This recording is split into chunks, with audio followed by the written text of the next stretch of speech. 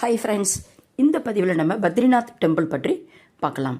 இந்தியாவின் உத்தராகண்ட் அந்த மாநிலத்தில் அலக்நந்தா ஆற்றின் கரையில் கடல் மட்டத்தில் இருந்து 3133 மீட்டர் உயரத்தில் இந்த கோவில் புகழ்பெற்ற அந்த பத்ரிநாத் கோவில் அமைந்திருக்கிறது.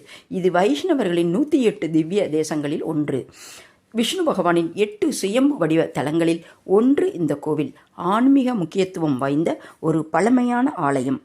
இந்த பத்ரிநாத் கோவில் வரலாறு மற்றும் சிறப்புகள் என்ன அப்படின்னா, புராண காலத்தில் மகாவிஷ்ணு பல்லாயிரக்கணக்கான ஆண்டுகள் தவம் செய்த இடமாக இந்த இடம் கருதப்படுகிறது.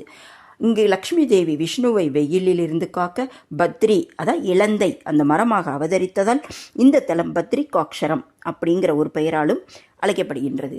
இந்த ஆதிசங்கராச்சாரியரின் பங்கு இந்த கோவிலுக்கு மிகவும் இருக்கின்றது. என்ன அப்படின்னா, கோவிலின் தற்பொழுதைய கோயிலின் அடித்தளம் கிபி 8-9 அந்த நூற்றாண்டுகளில் ஆதிசங்கராச்சாரியரால் அமைக்கப்பட்டிருக்கிறது.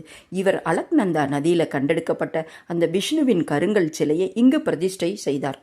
இந்த தமிழ் இலக்கியங்களில் கிபி 6 முதல் 9வது நூற்றாண்டு வரை வாழ்ந்த ஆழ்வார்கள் அவங்க தங்களோட 4000 திவ்ய பிரபந்தத்தில் இந்த தலத்தை போற்றி பாடியிருக்காங்க.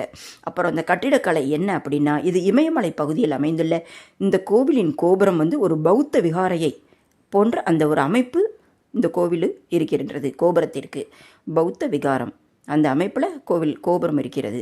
இந்த ஆலயம் பல முறை நிலநடுக்கங்களால் சேதமடைந்து பல்வேறு மன்னர்களால் புனரமைக்கப்பட்டுள்ளது.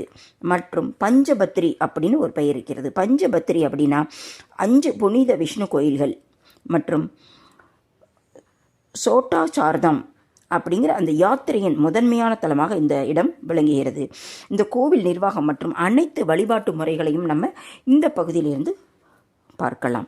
ஸோ இந்த பத்ரிநாத் கோவிலுக்கு அனைவரும் சென்று அந்த பத்ரிநாத் சுவாமியை தரிசனம் செய்து வாழ்க்கையில் சந்தோஷமும் மகிழ்ச்சியுமாக நம்ம வாழலாம். இறுதி வரைக்கும் பாருங்கள் ஃப்ரெண்ட்ஸ். சப்ஸ்கிரைப் பண்ணுங்கள், ஷேர் பண்ணுங்கள், லைக் பண்ணுங்கள். அந்த பத்ரிநாத் கோவிலுக்கு போய் அந்த பெருமாளை தரிசனம் பண்ணி சந்தோஷமாக நம்ம வாழ்க்கையில் வாழ்வோம். தேங்க்யூ, நன்றி.